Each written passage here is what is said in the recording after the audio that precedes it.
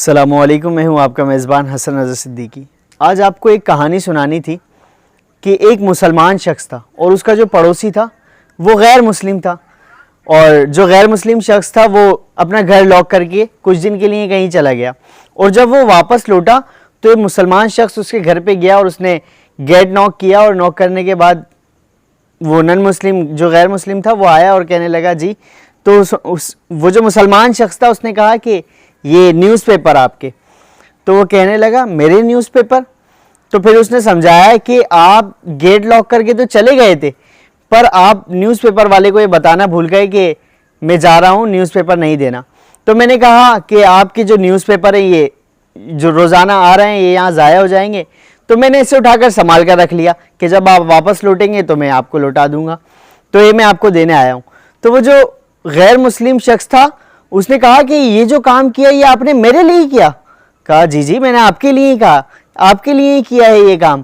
تو وہ جو غیر مسلم شخص تھا، کتابوں میں لکھا ہے کہ اس مسلمان شخص کی اس ادا کو دیکھ کر وہ شخص بھی مسلمان ہو گیا، یعنی وہ غیر مسلم اس بات سے مسلمان ہو گیا۔ اور ہمارا کیا حال ہے؟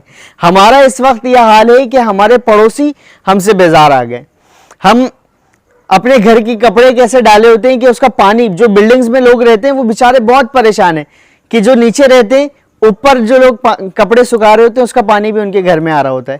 لوگ اپنے گھر کی اپنی گاڑیاں دوسروں کے گیٹ کے آگے کھڑا کر دیتے ہیں۔ گھر کے آگے کھڑا کرنا الگ بات، گیٹ کے آگے کھڑا کر وہ آئے گا جائے گا کیسے؟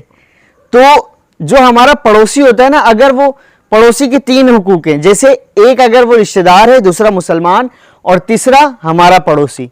اگر کوئی ہمارا رشتہ دار نہیں ہے تو اس کے دو حق ہیں، ایک مسلمان ہونا، دوسرا پڑوسی ہونا، اور اگر مسلمان بھی نہیں ہے تو ایک حق تو اس پہ بنتا ہے پڑوسی ہونے کا۔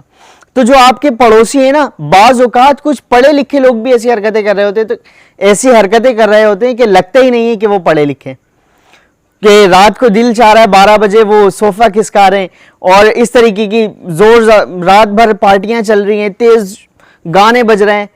تو اس طریقے سے ہمیں نہیں کرنا۔ ہمیں اگر خوش رہنا ہے تو لوگوں کو خوش کرنا پڑے گا۔ اس کے لیے کیا کرنا پڑے گا؟ صرف اپنا اخلاق اچھا کریں، اور دوسرا ہر بار یہ سوچتے رہا کریں کہ میری ذات سے اور مجھ سے کسی کو کبھی بھی کوئی نقصان نہ پہنچے۔ انشاءاللہ لوگ بھی آپ کی تعریف کریں گے اور آپ خود سے خوش رہنے لگ جائیں گے۔ آپ کی جتنے پریشانی ہیں، جتنی ٹینشنز ہیں، انشاءاللہ اللہ پاک آپ کے اس کام کی برکت سے وہ سارے دور کر دے گا۔ تو آج سے اپنے پڑوسیوں کا خیال رکھنا شروع کر دیجئے۔ انشاءاللہ نیکسٹ ویڈیو میں آپ سے پھر ملاقات ہوگی۔ جب تک کے لیے آپ اپنا خیال رکھیے گا۔ السلام علیکم۔